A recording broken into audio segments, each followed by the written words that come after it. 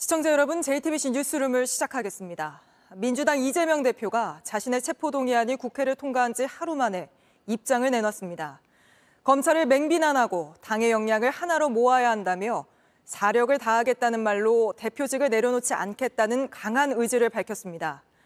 이런 이 대표를 따르는 친명계는 찬성표를 던진 의원들을 적으로 규정하고 색출하겠다고 나선 가운데 비명계 의원을 상대로 한 살인 예고글까지 올라왔고 지지자들 반발이 거세자 비밀 투표인데도 직접 반대표 인증샷을 올리는 의원까지 등장하는 등 민주당의 내부 갈등은 갈수록 깊어지고 있습니다. 이런 가운데 법원은 이 대표의 구속 여부를 결정할 영장심사를 다음 주 화요일로 잡았습니다. 법원에서 어떻게 판단할지 그 전망까지 짚어보겠습니다. 먼저 이 대표가 입원해 있는 녹색병원부터 가보겠습니다. 자, 구혜진 기자, 이 대표가 처음으로 내놓은 입장문 내용부터 자세히 전해주시죠.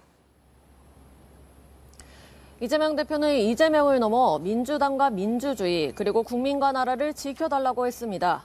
싸움의 대상이 검찰이라는 점도 다시 규정했는데요.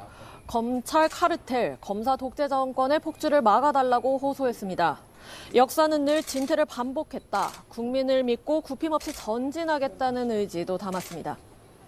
자신의 호소에도 체포동의안이 통과된 것이나 민주당의 현재 그 혼란스러운 상황에 대한 언급은 없었습니까? 직접적인 언급은 없었습니다. 다만 민주당의 부족함은 민주당의 주인이 되어 채우고 질책하고 또 고쳐달라고 했습니다. 지지자들을 향해 당내 갈등 상황에서 당을 외면하기보다는 결집해 당을 바로 세워달라는 메시지로 풀이됩니다. 이 대표는 영장심사를 받기 전까지는 당내 상황에 대한 언급은 자제할 것으로 보입니다. 이 조정식 사무총장 등 당내 지도부의 사의 표명에 대해서도 일단 결정을 유보한 상황인데요. 오늘 오전 우원식, 정성호 의원 등 친명계 의원 10여 명이 이 대표를 찾았지만 단식 중단 관련 대화만 오갔다고 합니다. 오후 6시에 최고위원들도 이곳을 찾았지만 아직 나오지 않고 있는데요. 만남이 조금 길어지는 모습입니다. 네, 법원이 다음 주 화요일로 영장심사를 잡았는데 이 대표 측에서 일정을 연기해달라고 하겠다거나 아니면 출석하기는 힘들다거나 어떤 입장을 밝힌 게 있습니까? 이 대표는 26일에 영장실질 심사를 받을 것으로 보입니다. 이 대표 측은 법원이 통과한 심사 일정을 변경 요청할 계획이 없다고 말했는데요. 추석 전에 구속 리스크를 매듭 지으려는 것으로 보입니다. 단식을 지속한다면 영장 심사를 받는 26일엔 단식 27일 차가 됩니다. 일단 걸어서 출석하기는 어려울 거란 관측이 나오고 있는 상황입니다. 의료진은 이 대표의 상태가 심각해 단식을 중단해야 한다 계속해서 권고를 하고 있는 상황인데요. 이 대표 측은 최악의 경우 출석을 못한다면 변호사가 이 대표의 입장을 대신해서 전달하는 방안도 검토 중인 것으로 알려졌습니다. 지금까지 서울 녹색병원에서 JTBC 구혜진입니다. 신림동 성폭행 살인 사건의 피의자 최윤종은 피해자 말고도 또 다른 여성을 미행했었고 범행 장소로 여러 곳을 염두에 뒀던 것으로 JTBC 취재 결과 확인됐습니다. 저희가 그 현장들을 살펴봤는데 모두 인적이 드물고 CCTV가 없어 대책이 필요한 곳들이었습니다. 먼저 박지영 기자입니다. 최윤종이 지난달 범행을 저지른 현장입니다. 나무와 수풀이 우거져 사람 눈에 잘 띄지 않습니다. CCTV도 없습니다. JTBC 취재 결과 최윤종은 실제 범행 장소 외에도 3곳을 더 고려했던 걸로 파악됐습니다. 먼저 공원 입구에서 조금만 올라가면 보이는 약수터 주변입니다. 최윤종이 범행을 하려고 눈여겨봤던 곳 중 한 곳입니다. 고개를 돌리면 CCTV 한 대가 보이기는 하지만 조금만 더 안쪽으로 들어와 보면 나무와 수풀이 우거져서 CCTV도 보이지 않고 사람 눈에도 잘 띄지 않습니다. 다음은 테니스장 뒤쪽 작은 오솔길입니다. 이렇게 대략적인 위치를 알 수 있는 지도는 있습니다. 하지만 위급 상황이 발생했을 때 정확한 위치를 신고할 수 있는 좌표도 표식도 없습니다. 관악구청은 최근 이런 표식 약 300개를 관악산 숲길 일대에 설치하기로 했습니다. 공원 안 작은 정자 주변도 최윤종이 물색했던 곳입니다. 역시 CCTV가 없습니다. 피해자를 유인 내지 납치해서 쉽게 범죄를 할 수 있는 장소를 선택하는 것이고 이런 CCTV를 통해서 감시를 하고 있다는 어떤 그 메시지 이런 경찰과 관악구청은 최윤종의 진술을 토대로 이 세 곳을 긴급 점검하고 등산로 안에 CCTV와 비상벨 등을 더 설치하기로 했습니다. JTBC 박지영입니다. 지금 보시는 건 7년 전 수술 도중 사망한 고 권대희 씨의 수술실 CCTV 영상입니다. 이 영상으로 의사가 여러 환자를 동시에 수술했다는 점이 드러났고 이후 수술실에서는 CCTV를 반드시 설치하도록 법이 바뀌었습니다.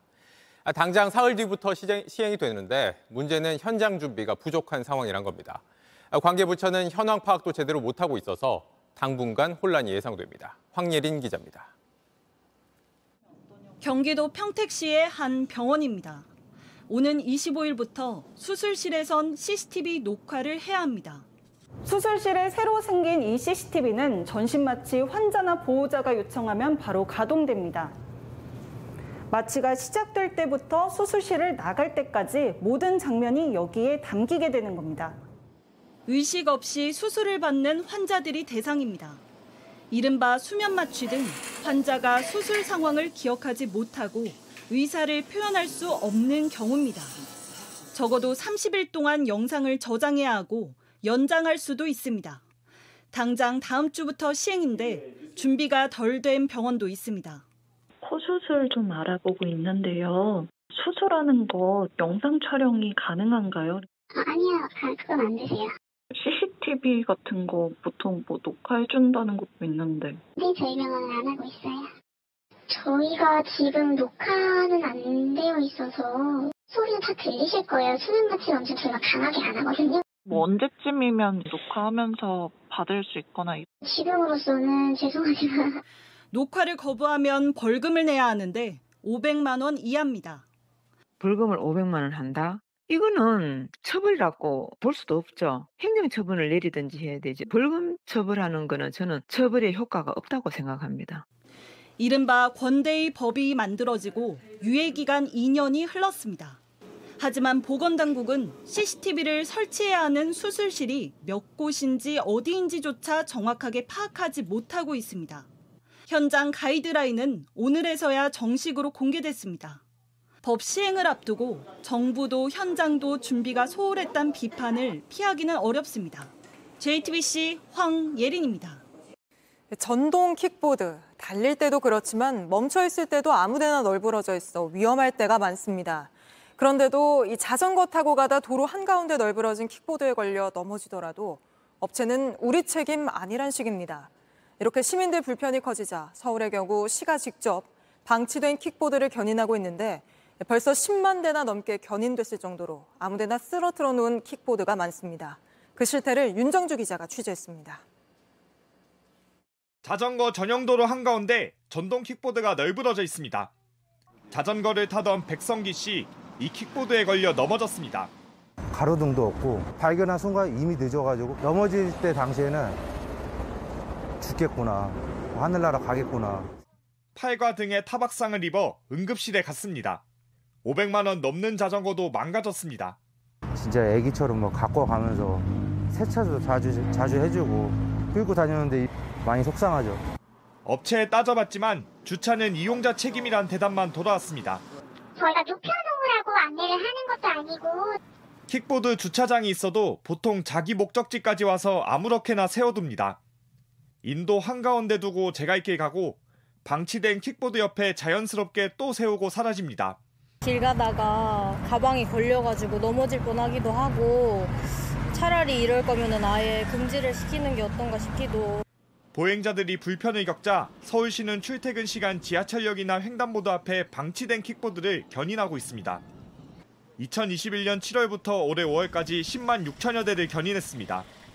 업체의 견인 비용을 물려 관리를 더 독려한다는 취지입니다. 하지만 이용자가 정해진 곳에 주차하도록 강제할 수단이 마련되지 않는 이상 방치된 킥보드로 인한 불편은 이어질 수밖에 없습니다. JTBC 윤정주입니다. 안녕하세요. 뉴스룸 앵커 한민용입니다. 오늘도 JTBC 뉴스룸을 시청해주신 여러분 고맙습니다. 오늘 저녁에도 뉴스의 현장에서 찾아뵙겠습니다.